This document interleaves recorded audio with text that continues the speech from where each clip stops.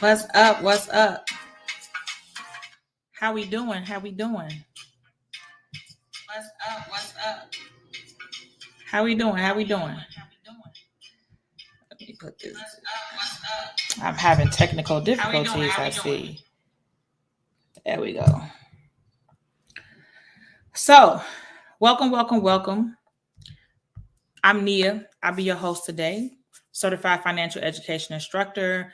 It's National Home Ownership Month. So, hey, lady. It's National Home Ownership Month. So we're going to live talking about home ownership all month. Today's topic is picking your home buyer dream team. Now, whatever channel you are watching this on, please hit like, subscribe, follow.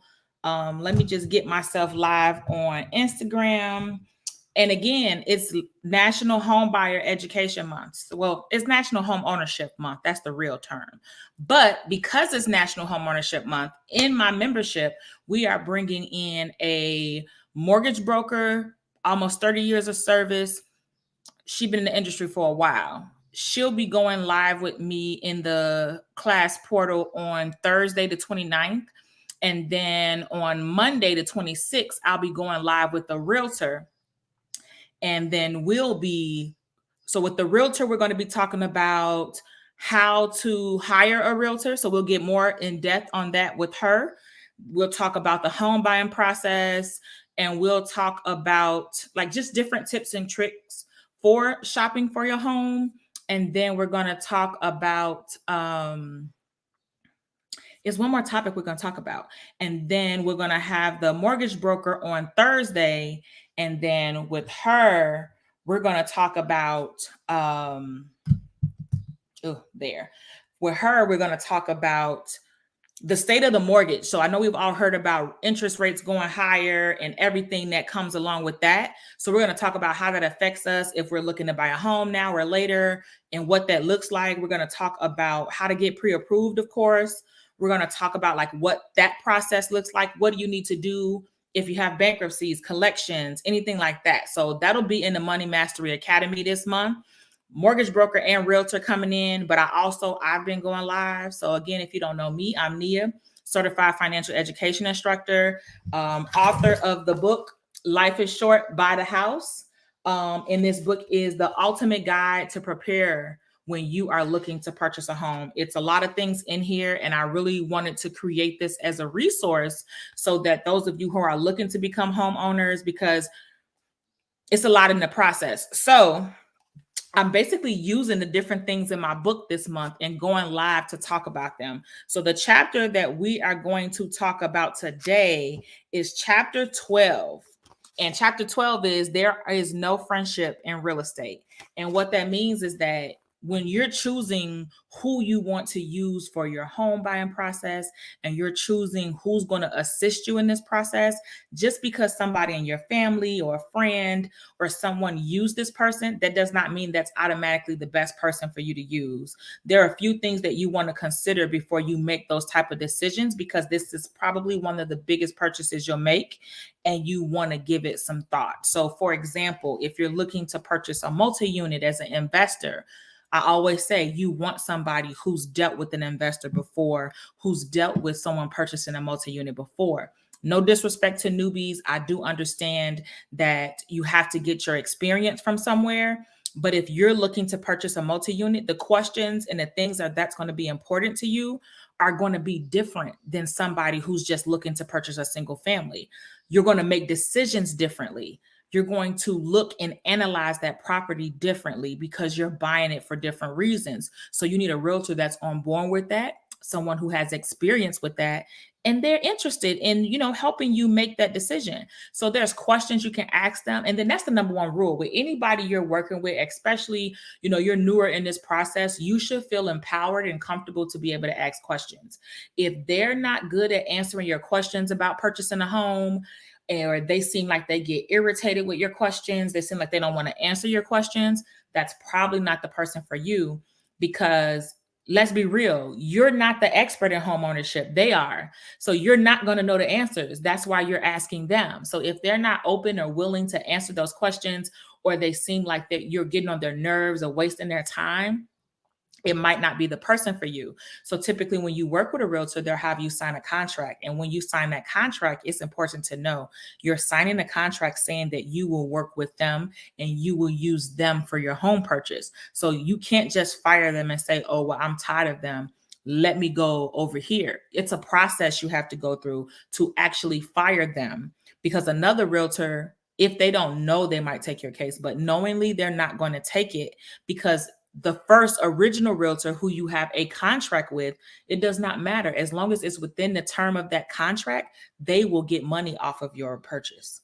So this is why you want to take time, and just one of the reasons, there's many reasons, but this is one of the reasons you want to take that time to look into who you're purchasing a home with. So I typically recommend any person start this process at the beginning. Whenever you are thinking about purchasing, I don't care if it's going to take you 2 years to make this purchase. This is social media, okay?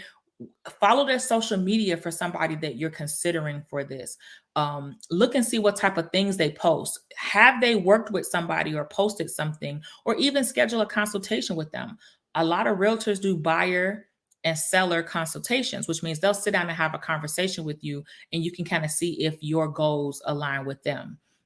The purpose of all of this is to help you be more empowered in your process, help you be more educated.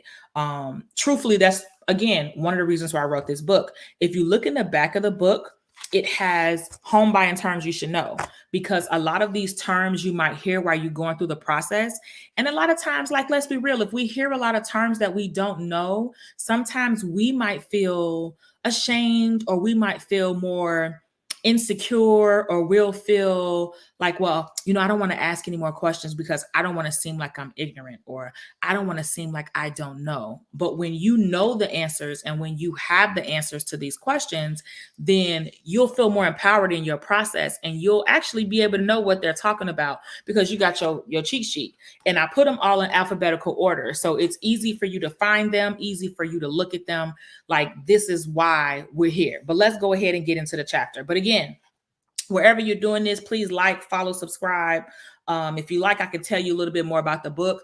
Feel free, if you're watching this on the replay, type replay in the chat, and then let me know where you're tuning in from. I'm in Chicago, where it finally has gotten warm.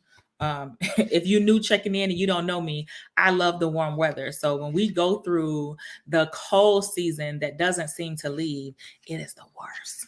But if you are somebody who know me, then you already know that's not my thing. So let's get into it. So let me get back. I got to get back to that chapter. So like I said, no friendship in real estate. It's not saying that you can't use your friend. If you got a friend that you know is knowledgeable, and you've been seeing them kicking butt and taking names, kicking down doors and busting out flows in the real estate game, hey, definitely work with them. That's the person for you. But if you have somebody that only deal with this type of properties, you're only seeing them work with these type of properties, then you're coming and you want to get a 4-unit, but you've never seen them work with a 4-unit, or you have a consultation with them and they don't know much about it. Let me give you an example of why that's important. So myself, I'm currently in the market to purchase a multi-unit, and my realtor and I, we were looking for, looking at properties. And so we went to the property, and it was a guy, and he was selling, and I'm not going to say he tried to play us, but he tried to play us. But I mean, he not my friend. So obviously he's selling the house. He's looking out for his own best interest. So he told us he owed like $200,000 on the property. And then the price that he was selling the property for was high compared to the market. And my realtor, because she's an investor herself and she's worked with other investors, she asked him, like, well, how long, because you can see whenever you're looking for a house, one of the very important things to look at is how long it's been on the market, because a lot of times that can tell you some things. And a lot of times that's a good point of interest and a good topic of conversation to have with the seller. So she asked him, like, well, why do you think it's been on the market that long? She's like, well, did you think maybe the price is too high? She was like, if you look at comparable properties, so she kind of started that negotiation process and planted that seed so he would know when he got my offer was going to be lower than what he was asking for. And she was kind of laying that groundwork to let him know it was not. Well, she went back and she looked up using her resources. He said he owed $200,000 on that property. Tell me why he only owed $80,000. Because for the life of me, I'm still I don't care what I'm doing. I'm still a personal finance educator. Okay. So the math wasn't mathing for me. Like, you say you lived here how many years and you still owe 200 and some. This house shouldn't have costed 200 and some. If you've been here the 20 years or 18 years that you say you've been here, this house shouldn't have even costed that much at that time. So I knew it was some BS. But she went and was able to check and look it up. But like, those are the type of things you want a realtor who's going to be knowledgeable enough to go look at those things and double check, because that'll also give you more power when you're negotiating with them. So for that reason, I recommend you look into your realtor. Who is this person? What are they doing? Why are they doing it? All that stuff. Okay. So, and we'll talk, like, again, we have a realtor coming on Monday the 26th at 6 p.m. Central Daylight Savings Time.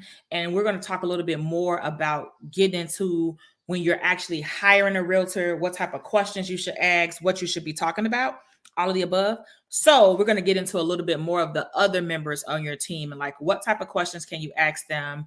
What type of things should you look at if you're looking to purchase a home? So one of the questions you want to talk to the mortgage person about is the different type of loan products they offer. Now, typically they might have a brochure or something that they can send you very quickly that will list different products that they have, different programs that they have.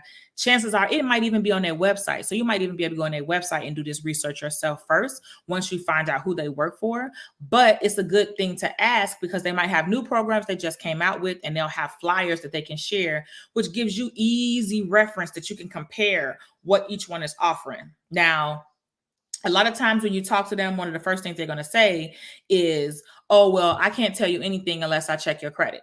Well, they can't give you any specific data unless they check your credit, but you can get a general idea of what products they offer, because you don't want to just keep running your credit up, especially if you know you're not ready to purchase at that given moment. So the next thing is looking at how much down payment you'll need. That, again, these are all questions are going to be based on what type of products they're offering you. Do you have any down payment assistance programs? If they do, what are the terms of those down payment assistance programs? What does that look like? So these are general questions that can apply and can be very broad and generic, but it gives you a good idea of what these things look like and what they offer, because you should be shopping for the lender. You should be shopping for your loan officer. It should not be the other way around, where the loan officer is essentially, you just go with them because, again, a friend is a loan officer, or somebody, because, again, they might not have the best products. They might not always have the best products. And it's some products that mortgage brokers can't get, but individual banks can get, loan officers can. That's something I've learned myself. It's always something to learn. So a lender will have more down payment assistance programs and options than a mortgage broker. But you have to determine if a down payment assistance program is something that you even want to use. So it get a little deep. So next in there, you ask about points, which basically points are when you're at the closing table for your property, you can put down extra money that will reduce the amount of interest you pay during the life of your loan. That's the most simplest way to explain it. I don't want to get into explaining like mortgage terms, but the best way to say it is those points is what will allow you to have a lower mortgage cost in the long run, which is another reason to save extra money. But okay. So next thing is, do they have any programs that you could pay less than 20% down, but not have any mortgage insurance? Now, I know the typical standard loan products, typically, if you put under 20%, then you have to basically put 20%, less than 20% down as a part of your down payment, then they'll require you to pay mortgage insurance during your loan, which basically is insurance that the lender takes out. It's kind of like they took the insurance out on you as a just in case, but you're paying a premium, because if something happens, they're the beneficiary, not you. So, but these are questions to talk to a lender about, questions to ask them. So if you have questions about anything, definitely drop them in the chat, and then I'll answer them as I go. I'll be on here probably about 45 minutes or so. So next, the other thing you want to talk about or do is your home inspector. You want to look at your home inspector to determine if he's a good one. Now, this one might be something that might be good to get a recommendation from a friend. If you have a friend who used this home inspector and they did an excellent job and they really helped them find and get an idea of what was going on with their property and it was very accurate, that's something you can take as there's friendship in real estate, because as long as they're good at what they do, they're going to be good in your property. They just have more space to cover. Exactly. And at the end, they want to you want to get that report at the end. So, but same thing, you don't want to wait to the last minute to do these things. So I'm going to get on my soapbox for a little bit, just so you know.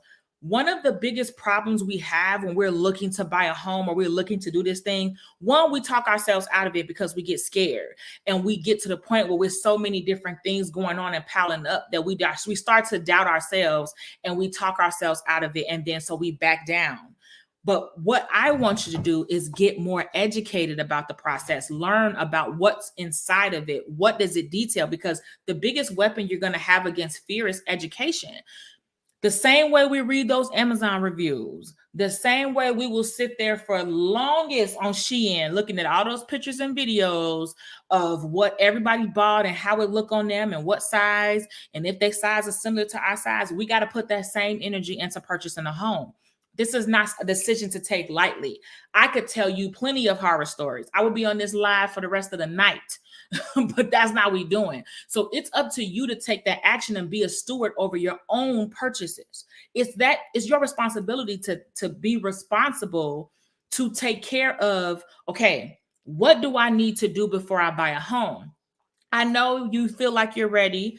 I know, but what all do you need to do? What all is a part of the process? We jump in and we jump out because we're so fascinated with having our big home with our big fence and our big yard. And oh my God, I can't wait till I have this, that we already decorating our house in our mind, but we got to put that same energy and excitement towards getting ready for it, because we're not just trying to get a house, we're trying to stay in the house. Okay. So that's where I created resources for that reason. Me, myself, I purchased my first house and lost it.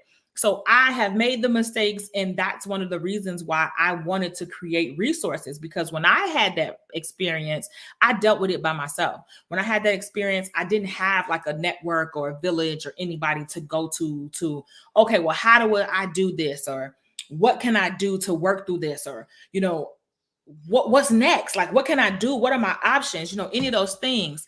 I didn't have that. So I wanted to make sure I created a resource to make other people not be like that, and I put it right here in the book.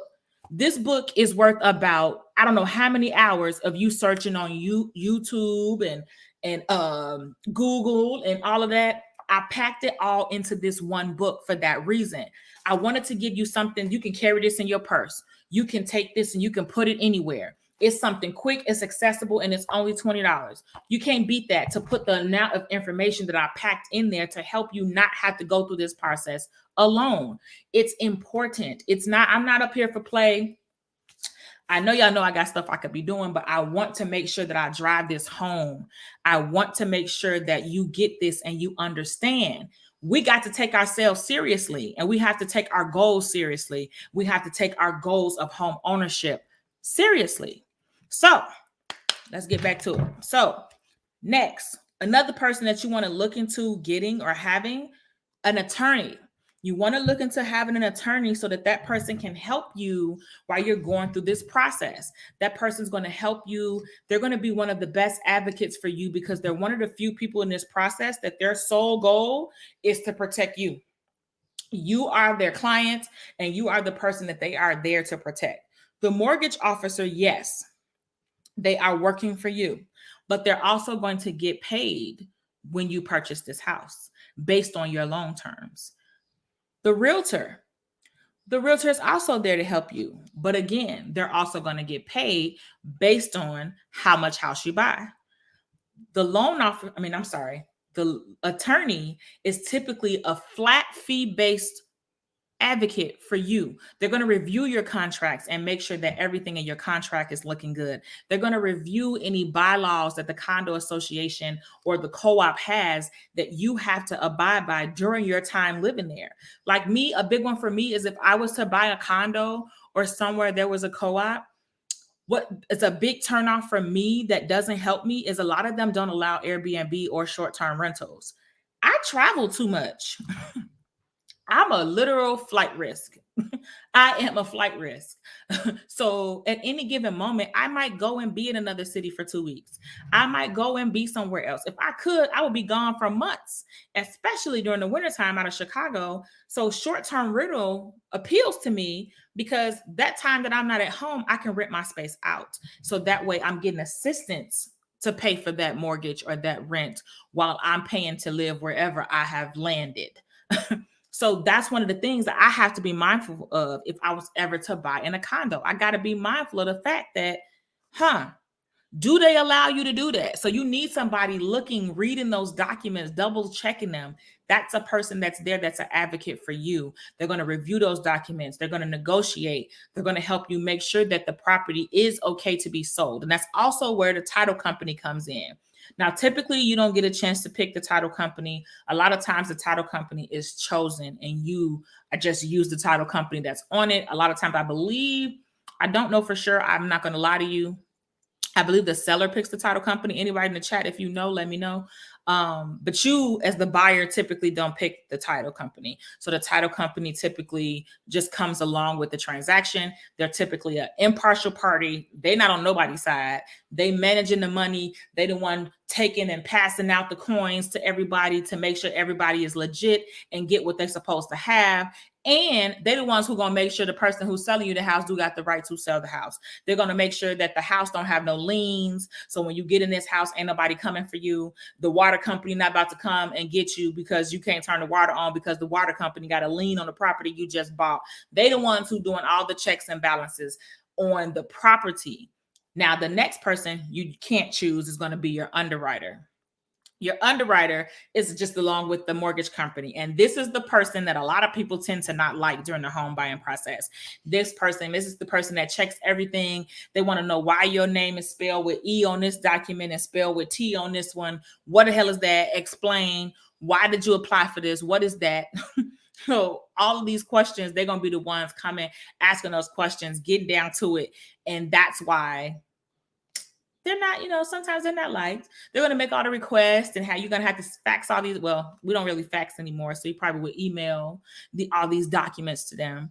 But they're a very important part of the process because this is the reason why you want to make sure everything you put on your loan application is legit. But I don't want to get off because I will get on my soapbox. We're not getting on our soapbox today. Well, again, I can't make no promises though. But so one of the next things that you want to ask, like I told you for the loan officer, you ask them what type of loans they have, but there's other questions you want to ask them. What's the minimum credit score that they'll take? What's the typical debt to income ratio requirement that they have?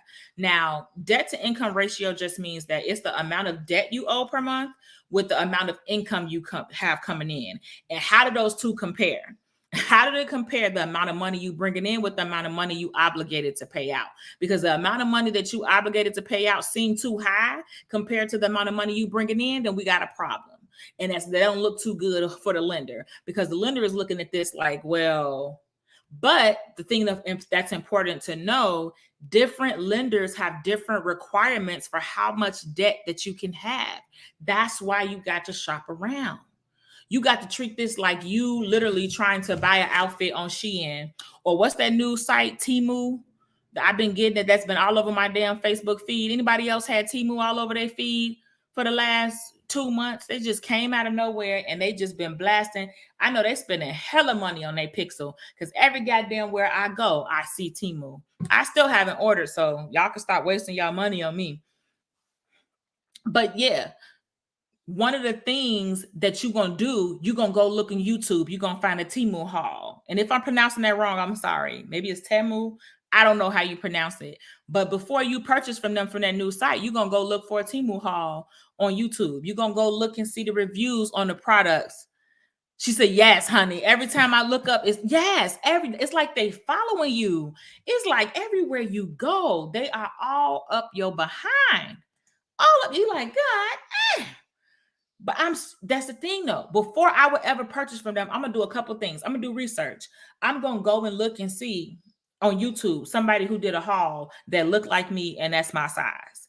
I'm gonna go look at reviews of the different products they have to see what other people had to say who buy it and verify it. So basically, what I'm saying is, if you like me and you would do all that research, I need you to do the same thing with your home buying experience. Because at the end of the day, it's so many products, it's so many programs, especially with the way this interest rate been going. It's so much stuff out here that you can use and that you're able to use to make your home ownership journey better, to find different products that can save you thousands of dollars. You hear me? Thousands of dollars. So, with that being said, do we got any more questions?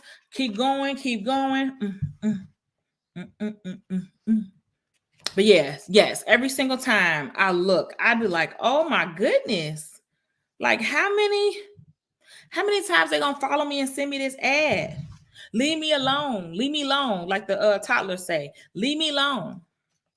Leave me alone. But yeah, so that's one of the things you want to think about. You also want to look at lenders to decide if that's better. Is it better for you to work with a broker? Because a difference, okay, so let me break that down. The difference between a loan officer and a mortgage broker is going to have multiple options for you. They're going to do like an insurance broker. They're going to do like an insurance broker, and they're going to search and scour the powers that be, or whatever you want to call it, and look at what rates different lenders have for you so that they can tell you what the best rate and see what the different products. That's why they're a good person to ask, because they can tell you a lot of different terms and what those terms are. And you can make a good decision about, okay, that's not going to work for me because I got a lot of student loans and my debt is too high for them. So you'll know, well, I'm not going to even waste my time. So that's why you got to do your research and find out. Oh, she said, yes. Where can I get the book?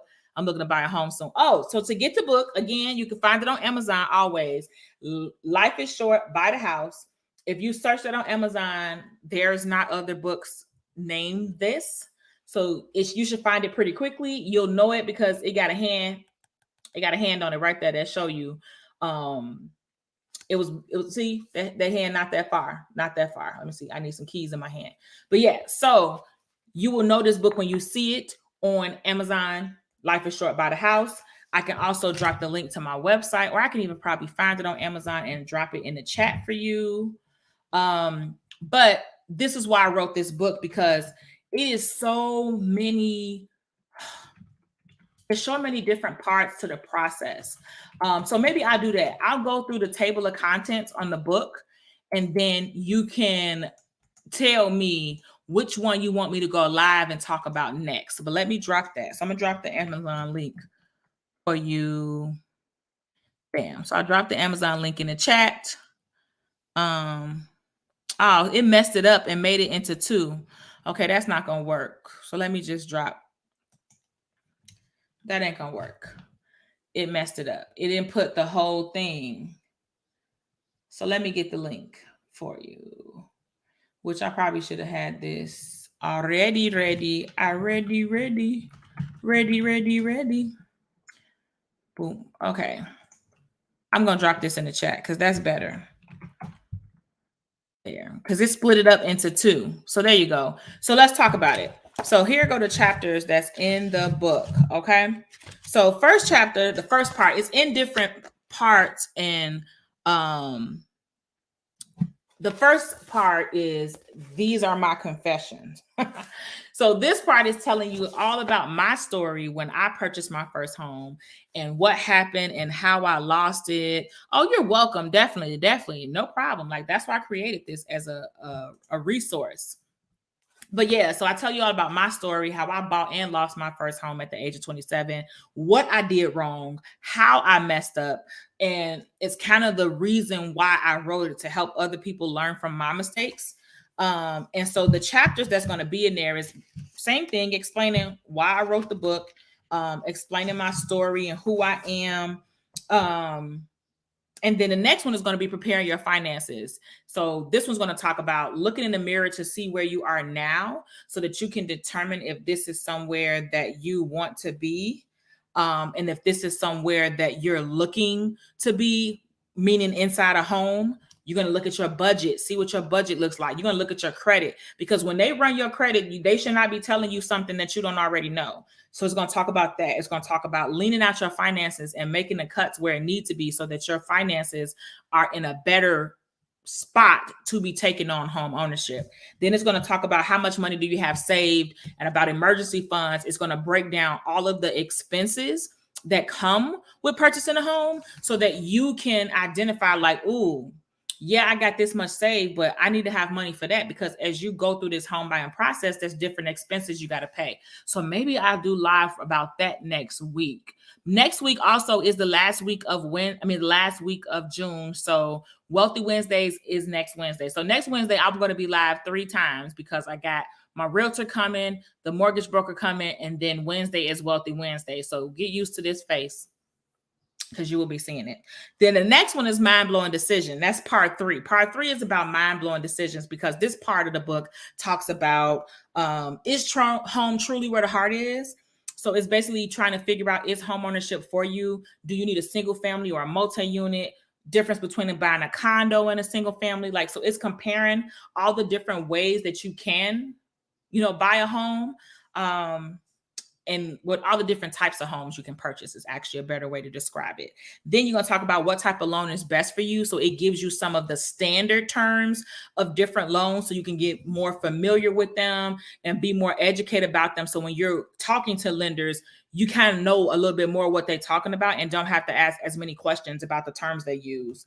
Then we already talked about there's no friendship in real estate and what that's about. Part 4 breaks down the process, and I go to the process from the beginning, from pre-approval to close. We talk about the full process and what all happens in the home ownership process is what we do. Then we're going to talk about underwriting, the process you're going through once you've actually selected a home you want, and what that process looks like. What type of documents do they request? What type of information do they need? Talk about the home inspection. What does the home inspector do? What questions should you ask the home inspector? And I can go over those actually when I finish. Then we talk about closing, what a closing package includes, what type of fees you might pay as a part of the closing package. Your closing package typically is going to be 2 to 5% of your purchase price is what you can expect to pay. If you're just looking for how much to save, if you want to be on the high end, I say 5% of your purchase price specifically just for closing costs. And then it talks about the cost of moving, because a lot of times you spend all this money to buy the house and you don't think about the fact that, ma'am, you need to now move, and moving is expensive, and we're getting too old to just pay people in pizza. So that's not good enough. Then chapter 19 is the 10 things not to do while navigating the home buying process. And maybe I need to go live talking about that too. We might go well into July. If maybe I'll do that every month. Every time I go live, I'll talk about one chapter of the book. But yeah, so let's talk about home inspection. So when you're hiring a home inspector, like I said, you want to look into what they do, how they do it. You also want to make sure that you show up inspection day. You want to be present when they do the home inspection, if at all possible. It's very important because, one, you get to meet the inspector. If you're going to ask for any repairs, it'll be good to ask them to come back. It's also great to hear that feedback from them right there, because even though they're going to put things in a report, we all know when you talk, you speak more than what you will put when you're typing down. You talk more. You express more in conversation than you express writing down. So with that being said, so that's typically the type of things you want. Like, if anybody has any questions, let me know. I will be going live again on Friday. And Friday, I haven't decided what I'm going to talk about, but I'm going to pick another chapter in Life is Short, Buy the House, and I'm going to talk about it as we continue to celebrate National Home Ownership Month. I also want to acknowledge today is Juneteenth, which is not just another day to be off. Today is a day that is commemorated, which, I mean, if you really get down to the full history, today is not the day that everybody was declared free. It was in December, but this is the day that became well known and known as Freedom Day, because troops it happened in Texas. They basically were supposed to already have been free for 2.5 years, but they didn't want to tell them because they were still making a lot of money off of them. I mean, we know the history. So a troop came in with African-American soldiers and notified the slaves in Texas, in Galveston, Texas, actually, to be exact, that they were free. And they made this day as Freedom Day to commemorate that. I'm happy that it's now a holiday and it's something that we can celebrate, and it's getting the recognition as before. I actually was on the expressway yesterday and I was driving and I saw somebody who had, like, we all know when they have the different holidays. Well, I don't know about you all, but I live in Chicago and Chicago is a melting pot. So whenever it's different holidays, it's typically they're riding around with flags and they're separate, they're celebrating and they're representing. And I saw somebody with flags, with Juneteenth flags all over. They had some African American flags and they had some Juneteenth flags all over their car, riding around, flying the flags. And I was like, oh, it was just so dope to me to see that and see that pride that you typically see, what we typically see in Chicago for other people. So I appreciate that. It made me want to actually, like, maybe I should get a flag, So if anybody has any questions, we really kind of coming to the end of it, but I'm going to give a small little recap of what we talked about today. So we talked about picking your home buying dream team. So we were all over it. We talked about my book, Life is Short, Buy the House, and just basically some of the terms and things that's in it when it comes to finding your home buying dream team. I'm going to keep reminding you, if this is your first time seeing me, I'm Nia, certified financial education instructor. Please like, subscribe, follow. If you're watching this replay, type replay in the chat to let me know that you were here, and always drop any questions that you have. So we talked about finding a realtor to say, like, what type of questions you can ask, how to know if they're a good person. Another good thing to look at when it comes to realtors is looking at their availability. Does their availability match with your availability when it comes to looking at properties? So typically you will have a buyer's consultation, or sellers if you're selling your house, but this is the time to ask those questions that you want to ask, because you want to see if your relationship will mesh well before you sign a contract saying that this is going to be your realtor. Then you want to look at your loan officer. What type of products do they have?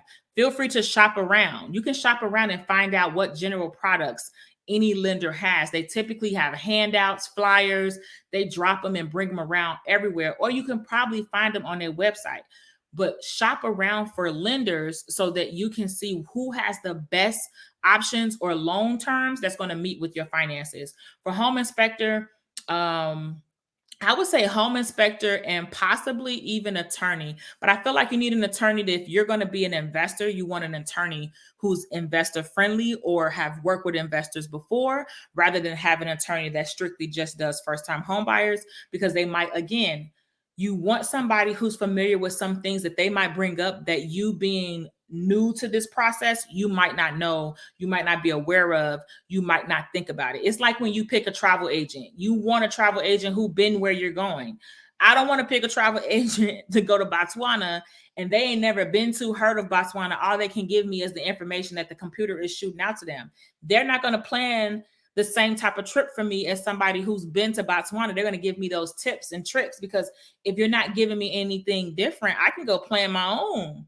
Like if it's not anything else that's being added to it, I feel like that adds a benefit to it. So it's a similar concept.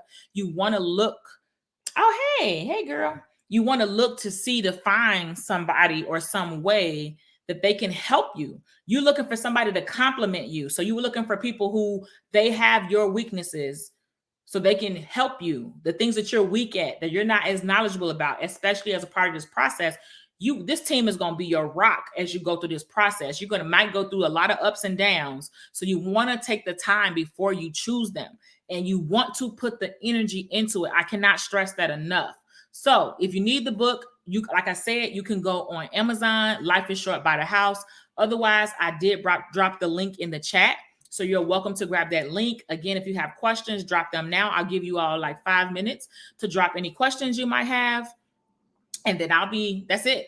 So I'll be live again on Friday.